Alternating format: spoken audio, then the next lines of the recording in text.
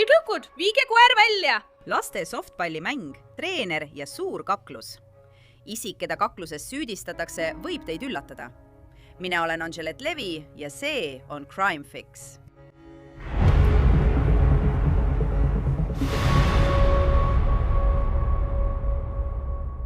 Enne kui ma selle hullumeelse juhtumi juurde lähen, tahan ma teile rääkida ühest rakendusest, mida ma kasutan ja mis mulle väga meeldib. See kannab nime Upside ja see annab sulle raha tagasi asjade eest, mida sa üsna tihti ostad, nagu kütus, toidukaubad ja isegi kaasa ostetav toit. Tee nii, laadi Upside tasuta alla. Sa võtad pakkumise vastu ühes nende enam kui 100 000 asukohast ja maksad nagu tavaliselt krediit- või debetkaardiga. Seejärel kinnitad ostu ja voilà! Saad raha tagasi. Näiteks, kui ma tahan tankida või tellin ühel õhtul toitu kaasa, otsin ma kõigepealt Upside'i pakkumisi.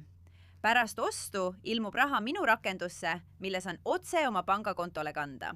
Upside'i sagedased kasutajad saavad keskmiselt, kuula nüüd, $154 aastas tagasi.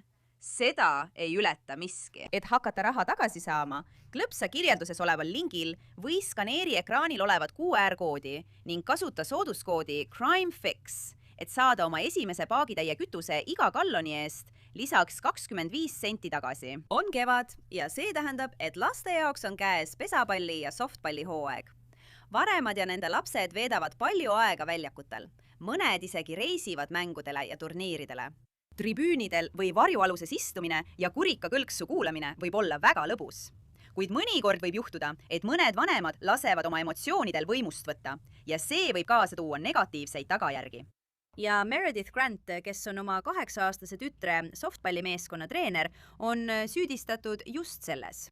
Grant on 3 väikese lapse ema ja tunnustatud softballitreener Georgia Platinum Fury Harris meeskonnas. Või vähemalt oli ta seda. See juhtum viib meid Daltonisse, Georgiasse, mis on paljude riigi vaibavalmistajate kodu ja mille tõttu on see saanud hüüdnimeks maailma vaiba pealinn. See asub Tennessee osariigis Chattanooga linnast lõuna pool. See oli just pärast kella 3:45 aprillil ülestõusmispüha pühapäeval, kui 2 meeskonda rivistusid üles, et üksteisele head mängu soovida. Neid on näha sellel videol, mille postitas Facebookis naine nimega Lauren Stitham, Wreckersi kiirpallimeeskonna treener. Grant oli Fury vastasmeeskonna treener. Lapsed ütlevad, hea mäng, kuid siis juhtub midagi. 2 naise vahel puhkeb kaklus ja see läheb lahti. Nad lõpetavad maas ning lapsed jooksevad laiali. Turniiri direktor kutsus Daltoni politsei kohale. Ta ei suutnud tõenäoliselt uskuda, mida ta nägi. Politseinikud reageerisid käimasolevale kaklusele. Üks politseinik kirjutas oma raportis. Rääkisin kahtlusalusega Meredith Grantiga. Ta väitis, et kogu oma tütre softballi mängu jooksul tegi vastasvõistkond tema tütre kohta ebasportlikke kommentaare. Ta ütles, et pärast mängu lõppu rivistusid mõlemad võistkonnad üles, et üksteisele head mängu soovida. Meredith ütles, et selle käigus tuli üks vastasvõistkonna treeneritest talle väga lähedale. Ta reageeris sellele, lükates seda oma parema käega. Meredith ütles seejärel, et teised vastasvõistkonna liikmed hakkasid teda ründama, mille tagajärjel ta kukkus maha. Meredith ei suutnud mulle seletada, mis juhtus pärast seda, kui ta maha kukkus. No, loomulikult on igal loole 2 poolt. Seega rääkisid politseinikud Lauren Stithamiga, naisega, kes postitas video Facebooki. Politseiniku raport jätkus. Seejärel kohtusin teiste politseinikega, kes olid rääkinud ohvri Lauren Stithamiga ja said kätte juhtumi videosalvestise. Videos olid mõlemad meeskonnad reas, et üksteisele head mängu soovida. Ma ei näinud, et keegi oleks Meredithile näkku tulnud, kuid ma nägin, kuidas Meredith lükkas ühte vastasvõistkonna treenerit. Seejärel üritas teine vastasvõistkonna treener osapooli lahutada, kuid Meredith lükkas ka teda. Seejärel kõndis Meredith ümber treenerite ja lastegruppi, haaras Laurenil juustest, tõmbas ta maha ja lõi teda näkku. Võtsin ühendust Laureniga ja märkasin tema näol jälgi kohtadest, kuhu Meredith oli teda löönud. Politsei sõnul olid selle juhtumi väidetaval ohvril Lauren Stithamil näol vigastused. Vaatame seda videot veel kord. Lapsed on rivis, et teha seda mängujärgset tervitusrituaali. Sa näed, kuidas lapsed seda teevad. inimesed teevad seda spordis kogu aeg. Nad löövad käsi kokku, et näidata sportlikku suhtumist. Siis selle lõpus näed, kuidas kaks naist hakkavad rääkima. Mida täpselt öeldakse, ei ole teada, aga sõnu vahetatakse kindlasti. Ja siis satuvad need kaks naist maapinnale, kui blond naine astub tagasi ja teised treenerid üritavad vahele astuda, et kaklust peatada. Meredith Grant, 3 lapse ema ja abikaasa, viidi Whitfieldi maakonna arestimajja väärteo eest esitatud süüdistusega kehalises väärkohtlemises. Grant oli armastatud treener Fury võistkonnas, kuid ta on sellest rollist nüüdseks loobunud ning tal ei lubata enam treenerina osaleda USA Fast Pitch Associationi korraldatud turniiridel. Ta oli vastu võetud Eastridge'i keskkooli spordikuulsuste halli. Olgu, et sellest rääkida, mida ma pean omamoodi hullumeelsuseks, kutsume siia Meg Strickleri. Ta on kriminaalkaitsja, kes tegutseb Atlanta, Georgia piirkonnas, laiemas Atlanta piirkonnas, ega ole selle juhtumiga üldse seotud. Meg, kui ma seda esimest korda nägin, siis ma ei olnud täiesti šokeeritud, sest kui oled kunagi käinud laste spordiüritusel, siis tead, et mõned vanemad võivad üsna metsikuks minna. See on minu kui lapsevanema jaoks tegelikult väga häiriv. Aga see on ju treener. See on treener ja see on kas 8. klassi pehmepall või hoopis 8-aastased, kes mängivad pehmepalli. Räägi mulle oma mõtetest kui kriminaalkaitsja ja emana. Ma mäletan oma esimest kokkupuudet hullude lapsevanematega. Mu laps käis vist 1. klassis ja oli laupäeva hommik. Tead küll, kõik lapsed mängivad jalgpalli ja minu laps teeb hundirattaid. Ta on ju 6-aastane. Ja ma ei unusta kunagi, kuidas üks lapsevanem tol hetkel oli oma lapse suhtes nii pöörane, see oli isa, et ma mõtlesin, wow. Ja ma teadsin, et minu lapsest ei saa kunagi jalgpallistaari, sest ta teeb hundirattaid. Aga see oli minu esimene kokkupuude ja sellest ajast peale olen ma sama asja näinud. Ja mis juhtub, ma ei tea, mis see dihotoomia või psühholoogiline taust siin on, aga need vanemad lähevad tõesti väga-väga asjasse sisse ja siis mõned vanemad saavad treeneriteks. Okei, nii et see võib olla see kombinatsioon, kus ühe treeneri tütar oli osa meeskonnast ja muutus selle kaudu väga innukaks. Aga see, mitte miski sellest, ei ole vabandatav. See püsisid minut kui kriminaalkaitset. Ta saab praegu oma karistuse kätte. See on kõik internetis üleval. Ja kahjuks internet ei unusta mitte kunagi, mitte iialgi. Tead, see jääb alati sinna ülesse. Ta ütleb, et 8-aastasest saab enne, kui arugi saad 15-aastane. Ja see jääbki sinna ja see on juba piisav karistus. Samuti on tal keelatud selles ringkonnas treenerina tegutseda. Ja ma arvan, et see on tegelikult kõige tõhusam, kõige asjakohasem ja kõige sobivam karistus. Teda ei karistata kriminaalkorras muul viisil kui vanglasse minekuga ja seejärel vihajuhtimiskursustel osalemisega. Noh, tema ma mõtlen ja talle tuleks treeneritöö keelata. Ausalt öeldes, ma arvan, et talle ei tohiks enam lubada treenerina töötada. See on täiesti vastuvõetamatu. Ma mõtlen, sa näed, kuidas mõned vanemad spordiüritustel käituvad hullumeelselt. Ja ma tean emana, kelle laps on spordiga tegelenud, saad sa aeg-ajalt e-kirju. Need hoiatavad. Tead küll, et vanemad käituksid korralikult, mille peale ma alati mõtlen, et ma ei suuda uskuda, et me sellise kirja saame, sest keegi on mängul halvasti käitunud ja olnud täiesti hullumeelne. Ja see on tõesti masendav, sest see annab kõigile lastele halva eeskuju. Ja nüüd on sul treener, kes on käitunud väga ebasportlikult. Väidetavalt toime pannud kallaletungi. See on süüdistus. Ta on süütu, kuni tema süü on tõestatud, aga meil on video. See ongi see, mis mind nii segadusse ajab. Ja sul on õigus. See on internetis, see ei kao kunagi ära. Inimesed guugeldavad tema nime veel aastaid ja see tuleb ikka välja. Ja ta näeb oma arreteerimisfotol väga vihane välja. Ma mõtlen, arreteerimisfotod pole tavaliselt eriti meelitavad, aga tema näeb tõesti vihane välja. See paneb sind mõtlema, et vau, kõikide nende armsate perepiltide all Facebookis, mis tegelikult selle naisega toimub, et ta nii endast välja läks 8-aastaste softballi mängul. Need on lapsed, kes alles õpivad mängu ja tema teeb midagi sellist.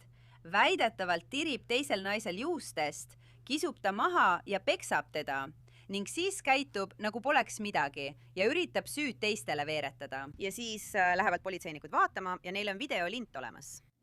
Ja see naine, väidetav ohver, paneb selle Facebooki üles, et kogu maailm näeks. Jaa. Ja mõista, et enamikul neist organisatsioonidest on spetsiaalne koolitus treeneritele. Nii et enne kui sinust saab treener, peab läbima tundide pikkuse koolituse. Ja koolitus seisneb tavaliselt internetis videote vaatamises. Aga see on umbes nagu igas ettevõttes küberjulgeoleku või millegi muu puhul. On olemas need videod, mida pead vaatama ja need õpetavad sulle, kuidas olla korralik treener. Ja kui ma räägin koolitamisest, siis see ei tähenda, et õpetatakse, kuidas neile korralikke pehmepalli oskusi õpetada. See õpetab sind, kuidas igas olukorras käituda. Nii et see ei ole lihtsalt nii, et ta on juhuslikult tänavalt tulnud treener. Ta peaks juba olema moraalselt piisavalt tark, et teada, et ei tohi nende laste ees käituda nagu hull inimene. Aga selleks, et olla selles kõrgemas treeneri rollis, on neil siiski väljaõppe olemas. Jällegi ma ei hakka seda konkreetselt selle kohta ütlema, aga kõik organiseeritud spordialad teevad seda, sest treeneritelt oodatakse kõrgemat taset. Need lapsed võtavad treeneritest eeskuju ja jäljendavad nende käitumist. Ja treenerid peavad alati hoidma kõrget moraalset taset. Nii et need 8-aastased jäävad seda samuti mäletama. Kui sa vaatad seda videot, siis kõik lapsed mõtlevad, mis siin just juhtus. Nad jäävad seda mäletama. Unusta video. See jääb nende mällu. Õige! Need lapsed kasvavad suureks. Ja tead, see pole ainult teadlik mälu, vaid ka alateadlik mälu. Ja tead, loodetavasti on teised treenerid istunud meeskondadega maha ja öelnud, et see, mis juhtus, oli halb. Seda ei lubata enam kunagi. Trainer Meredith ei tule tagasi. Tead, ja see vestlus on juba peetud. Ja mis selle juures veel eriti kurb on see, et teda justkui ülistati. Ma vaatasin Facebooki lehte ja ta võeti justkui oma keskkooli kuulsuste halli. Ma mõtlen, treener Meredith, palju õnne sünnipäevaks, treener Meredith. Me armastame treener Meredithit. Ja siis see on nagu, ohoo, vau. Ja nüüd tema lapsed, ma mõtlen, tema vaesed lapsed, see paneb mõtlema, kas nad ikka veel tegelevad selle spordialaga. Ja tead, isa viib neid mängudele. Sa tead küll, neil on ilmselt kohutavalt piinlik. Sinu ema süüdistatakse teise ema peksmises. Ja mõista, et 8-aastasena on sinu mõtlemisvõime 8-aastase tasem. Ja seega pole neil tõenäoliselt sellest üldse mingit tegelikku arusaama. Ja siis võivad sellel olla tagajärjed veel aastateks, nagu sa just ütlesid. Kas ta keelatakse kõigilt selle piirkonna pehmepallimängudelt? Ma mõtlen, ma ei tea. Ma tean, et tal on treenerina keeld, aga kas tal keelatakse ka selles ringkonnas tegutsemine?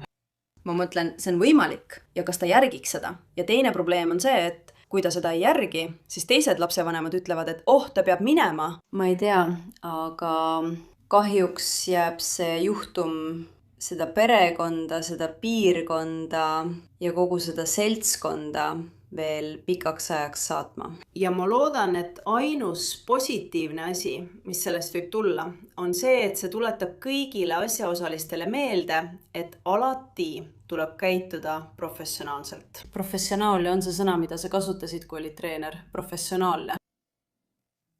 Jah, täiesti.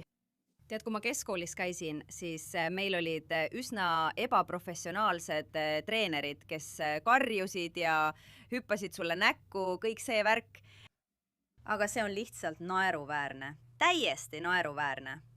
Tavaliselt kuuled sa ju vanematest. Sa kuuled, kuidas vanemad käituvad halvasti. Sa ei kuule, et asi läheks kakluseks, aga sa kuuled, kuidas vanemad lähevad üle piiri, karjuvad inimeste peale nendel mängudel ja käituvad, lihtsalt naeruväärselt. See on tõesti halb. See on tegelikult väga halb asi, mis toimub üle kogu riigi. Ja see on probleem spordimängudel, keskkoolis, põhikoolis, kus iganes.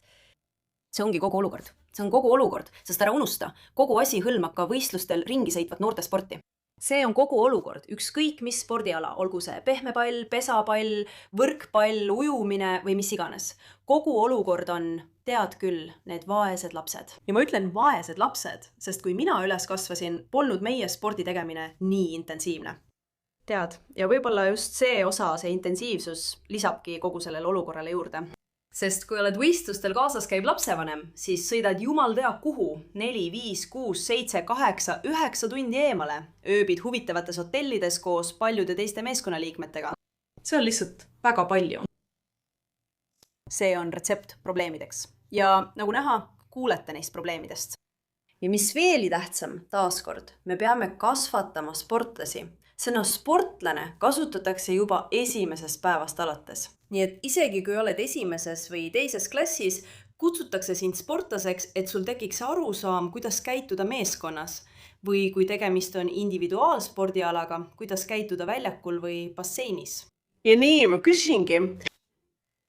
Ka aastal 2026, isegi kui Game Changer ei oleks olnud eetris, oleks seal olnud lapsevanem ja ilmselt oli seal lapsevanem, kes kohe võttis telefoni välja ja pani selle Snapchati, Facebook Live'i või kuhu iganes. Räägime videost. Ma tahan, et sa selgitaksid seda, sest kui ma esimest korda videot nägin, mõtlesin ma, kuidas neil üldse sellest videomaterjal olemas on. See tundus mulle kahtlane, aga sa rääkisid mulle enne, kui me siin rääkima ja salvestama hakkasime, et seal on mingi süsteem, mille kaudu vanemad saavad sisse logida ja seda vaadata.